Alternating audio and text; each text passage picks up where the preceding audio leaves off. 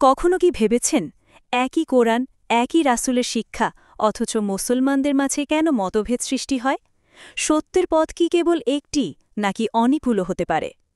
আজ আমরা এমন এক গুরুত্বপূর্ণ আলোচনা করব যা শুনে হয়তো আপনার মনে প্রশ্ন জাগবে, তাহলে আমার করণীয় কি? কোরআন ও সুন্নাহ হচ্ছে জ্ঞানের এক বিশাল প্রবাহমান নদী। জ্ঞান গ্রহণের জন্য সবাই আসেন এই নদীতে। কেউ আসেন দক্ষিণ দিক দিয়ে, কেউ উত্তর দিক দিয়ে, আর কেউ আবার ছোট কোনো গলিপথে। নদীটি একটাই, কিন্তু পথগুলো ভিন্ন। এখান থেকেই মতভেদের সূচনা, আর গভীর গবেষণার এই প্রক্রিয়ার নাম ইজতিহাদ।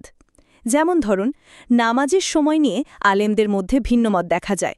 উদাহরণস্বরূপ, ইমাম আবু হানিফা, ইমাম মালিক, ইমাম শাফি এবং ইমাম আহমদের মধ্যে সূর্যাস্তের সময় মাগরিব শুরু সম্পর্কে একে অপরের থেকে কিছুটা পার্থক্য আছে।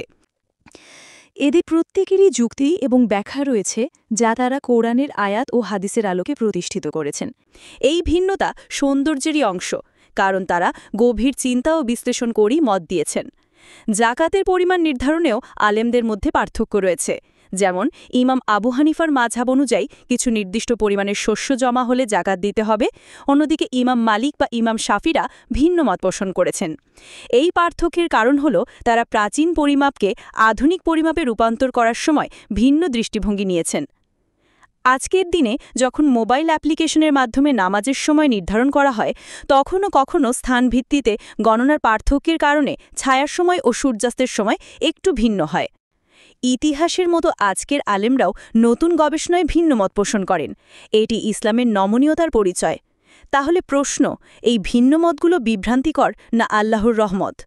অভিজ্ঞ আলেমরা বলেছেন, এটি আল্লাহর এক অমূল্য আশীর্বাদ। কারণ ১. কঠিন মুহূর্তে বিকল্প পথ বেছে নেওয়ার স্বাধীনতা থাকে।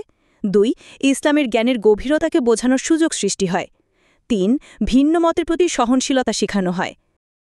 আমরা শিখলাম, আলেমদের মতভেদ কোনো দুর্বলতা নয়, বরং জ্ঞানের বিস্তৃতি ও ইসলামের সৌন্দর্যের প্রকাশ।